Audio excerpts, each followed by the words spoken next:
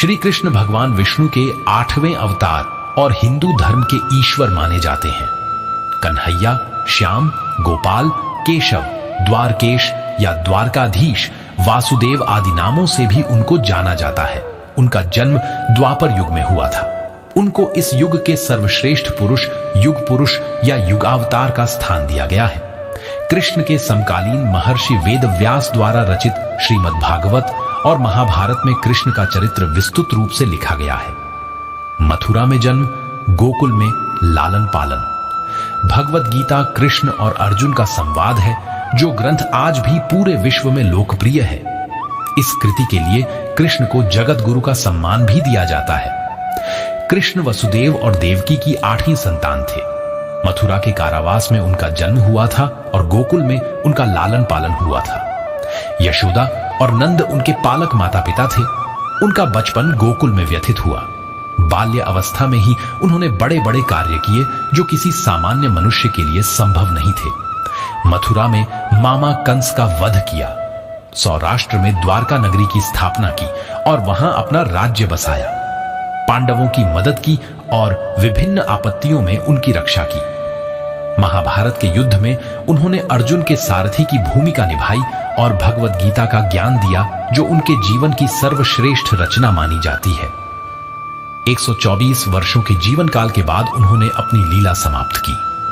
भगवत गीता के उपदेश से जीवन में बदलाव। श्री कृष्ण द्वारा दिया गया उपदेश किसी भी इंसान के जीवन को बदल सकता है। श्रीमद् भागवत गीता न केवल धर्म का उपदेश देती है, बल्कि जीवन जीने की कला भी सिखाती है। महाभारत के युद्ध के पहले अर्जुन और श्री कृष्ण के संवाद लोगों के लिए प्रेरणा स्रोत है। ऐसे ही वर्तमान जीवन में उत्पन्न कठिनाइयों से लड़ने के लिए मनुष्य को गीता में बताए ज्ञान की तरह आचरण करना चाहिए। इससे वह उन्नति की ओर अग्रसर होगा। आइए जानते हैं उन उपदेशों के बारे में जो किसी के जीवन में बदलाव ला सकते हैं। शंका करने से होती है परेशानी। कुछ लोग होते हैं जिन्हें हमेशा लगता है कि लोग उनके विषय में ही बातें कर रहे हैं।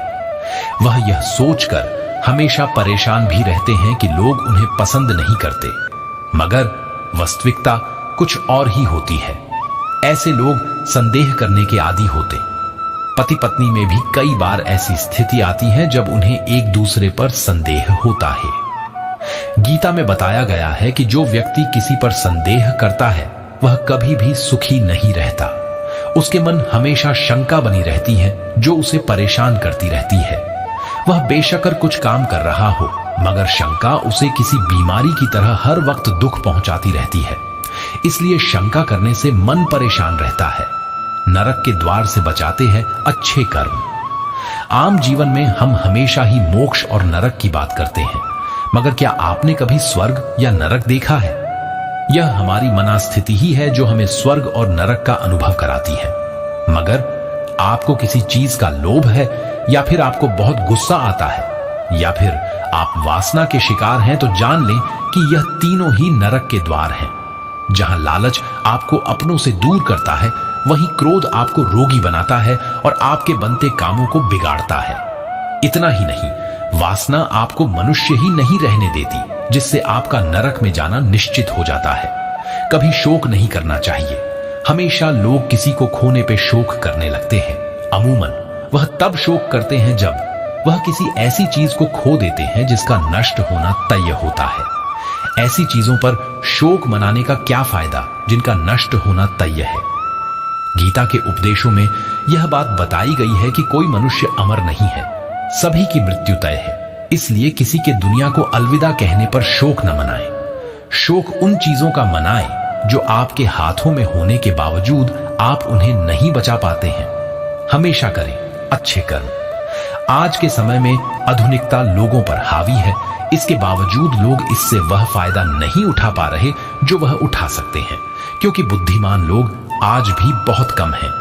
अगर आप समझदार हैं तो बहुत जरूरी है कि आपको अपने साथ वालों को भी समझ देनी चाहिए। इसके साथ ही आप सबका भला नहीं कर सकते, मगर इस भावना को मन में रखेंगे तो आप किसी एक का भला जरूर कर सकेंगे। अपने आसपास के लोगों को अच्छी बातों को बताना, उन्हें ज्ञान देना ही अच्छे इंसान की पहचान है। ईश्वर की प्राप्ति करना आसान। गीता का 5वां सबसे महत्वपूर्ण उपदेश यह है कि जो व्यक्ति मृत्यु के समय ईश्वर को याद करता है और उसके मन में सभी के लिए अच्छे भाव होते हैं, वह हमेशा ईश्वर को प्राप्त करता है।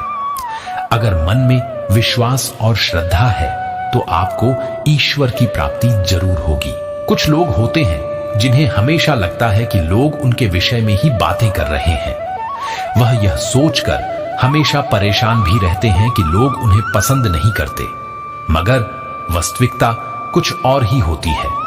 ऐसे लोग संदेह करने के आदी होते। पति पत्नी में भी कई बार ऐसी स्थिति आती है जब उन्हें एक दूसरे पर संदेह होता है। गीता में बताया गया है कि जो व्यक्ति किसी पर संदेह करता है वह कभी भी सुखी नहीं रहता। उसके मन हमेशा शंका बनी रहती है जो उसे परेशान करती रहती है। वह बेशकर कुछ काम कर रहा हो, मगर शंका उसे किसी बीमारी की तरह हर वक्त दुख पहुंचाती रहती है। इसलिए शंका करने से मन परेशान रहता है। नरक के द्वार से बचाते हैं अच्छे कर्म। आम जीवन में हम हमेशा ही मोक्ष और नरक की बात करते हैं, मगर क्या आपने कभी स्वर्ग या नरक देखा है? यह हमारी मनस्थिति ही है जो हमें स्वर्ग और नरक का अनुभव कराती है। मगर आपको किसी चीज का लोभ है, या फिर आपको बहुत गुस्सा आता है, या फिर आप वासना के शिकार हैं, तो जान लें कि यह तीनों ही नरक के द्वार हैं। जहां लालच आपको अपनों से दूर करता है, वहीं क्रोध आपको रोगी बनाता है और आपके बनते कामों को बिगाड़ता है। इतना ही नहीं, वासना आपको मनुष्य ही नहीं रहने देती, जिससे आपका नरक में जाना निश्चित हो जाता है। कभी शोक नहीं करना चाहिए। हमेशा लोग किसी को खोने पे शोक करने लगते हैं। अमूमन वह तब शोक करते हैं जब वह किसी ऐसी चीज को खो देते हैं जिसका नष्ट होना तय होता है। ऐसी चीजों पर शोक मनाने का क्या फायदा जिनका नष्ट होना तय है। गीता के उपदेशों में यह बात बताई गई है कि कोई मनुष्य अमर नहीं है, सभी की मृत्यु तय है। इसलिए किसी के दुनिया को अलविदा कहने पर शोक न मनाएं। शोक उन चीजों का मनाएं जो आपके हाथों में होने के बावजूद आप उन्हें नहीं बचा पाते हैं। हमेशा करें अच्छे कर्म। आज के समय में आधुनिकता लोगों पर हावी है, इसके बावजूद लोग इससे वह फायदा नहीं उठा पा रहे जो वह उठा सकते हैं, क्योंकि बुद्धिमान लोग आज भी बहुत कम हैं। अगर आप समझदार हैं तो बहुत जरूरी है कि आपको अपने साथ वालों को भी समझ देनी चाहिए। इसके साथ ही आप सबका भला नहीं कर सकते, मगर इस भावना को मन में रखेंगे तो आप किसी एक का भला जरूर कर सकेंगे। अपने आसपास के लोगों को अच्छी बातों को बताना, उन्हें ज्ञान देना ही अच्छे इंसान की पहचान है। ईश्वर की प्राप्ति करना आसान। गीता का 5वां सबसे महत्वपूर्ण उपदेश यह है कि जो व्यक्ति मृत्यु के समय ईश्वर को याद करता है और उसके मन में सभी के लिए अच्छे भाव होते हैं, वह हमेशा ईश्वर को प्राप्त करता है। अगर मन में विश्वास और श्रद्धा है तो आपको ईश्वर की प्राप्ति जरूर होगी। कृष्ण के अनुसार जीवन क्या है? वे चाहे श्री कृष्ण हो या पुरुषोत्तम श्री राम, मानव अवतार लेकर परमात्मा भी सांसारिक चुनौतियों से बच नहीं पाए, लेकिन श्री कृष्ण ने कभी किसी बात की शिकायत नहीं की। हर परिस्थिति को जिया और जीता। श्री कृष्ण कहते हैं, परिस्थितियों से भागो मत, उसके सामने डटकर खड़े हो जाओ, क्योंकि कर्म करना ही मानव जीवन का पहला कर्तव्य है। तुम्हें जो कुछ करना है वह करो, लेकिन अहंकार के साथ नहीं, वासना के साथ नहीं, ईर्ष्या के साथ नहीं, बल्कि प्रेम, करुणा, विनम्रता और भक्ति के साथ। कृष्ण हमें क्या सिखाते हैं? भगवान कृष्ण कहते हैं कि हमें अपने लक्ष्य के बाधाओं से नहीं, बल्कि छोटे लक्ष्य का आसान रास्ता रोकता है। भगवान कृष्ण हमें सिखाते हैं कि हमें हमेशा दूसरों के प्रति सहानुभूति रखनी चाहिए। मनुष्य को चाहिए कि वह दूसरों के सुख दुख का उत्तर इस प्रकार दे जैसे कि वे उसके अपने हों।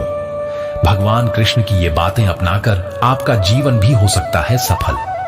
भगवान कृष्ण ने कुछ जीवन बदलने वाली शिक्षाएं दी हैं जिनका अर्जुन ने पालन किया और महाभारत का युद्ध जीता।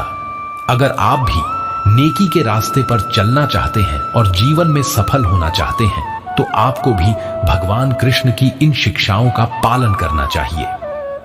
भगवान कृष्ण ने कुछ सबसे अधिक जीवन बदलने वाली शिक्षाएं दी हैं जिनका अर्जुन ने पालन किया और महाभारत का युद्ध जीता। अगर आप भी नेकी के रास्ते पर चलना चाहते हैं और जीवन में सफल होना चाहते हैं तो आपको भी भगवान कृष्ण की इन शिक्षाओं का पालन करना चाहिए। भगवान कृष्ण हमें सिखाते हैं कि सब कुछ एक कारण से होता है। जो हुआ अच्छे के लिए हुआ, जो हो रहा है अच्छे के लिए हो रहा है, जो होगा अच्छे के लिए ही होगा। अगर आपके जीवन में कुछ भी गलत हो जाता है तो आपको याद रखना चाहिए कि भगवान के पास आपके लिए कुछ और योजनाएं हैं जो आपके जीवन को बदल देंगी। इसलिए अगर आप जीवन में असफलताओं का सामना करते हैं तो निराश ना हो, क्योंकि आपके पास कुछ बड़ा आने वाला है। हम में से अधिकतर लोग चीजों पर ध्यान केंद्रित नहीं कर सकते क्योंकि हमारा दिमाग इधर उधर जाता रहता है। अगर हर समय नहीं तो हम सभी के जीवन में एक समय ऐसा जरूर आया होगा जब हम अपना मन किसी एक बात पर नहीं लगा पाए होंगे। इसके बहुत से कारण हो सकते हैं। हालांकि भगवान कृष्ण कहते हैं कि अगर आपने ध्यान की कला में महारत हासिल कर ली है तो मन एक वायुहीन स्थान में दीपक की लौ की तरह अडिग रहेगा। इसलिए आपको ध्यान के अभ्यास को अपनी दिनचर्या में शामिल करना चाहिए। भगवान श्री कृष्ण को बांसुरी अत्यंत प्रिय है। भगवान कृष्ण अपने पास बांसुरी हमेशा रखते थे।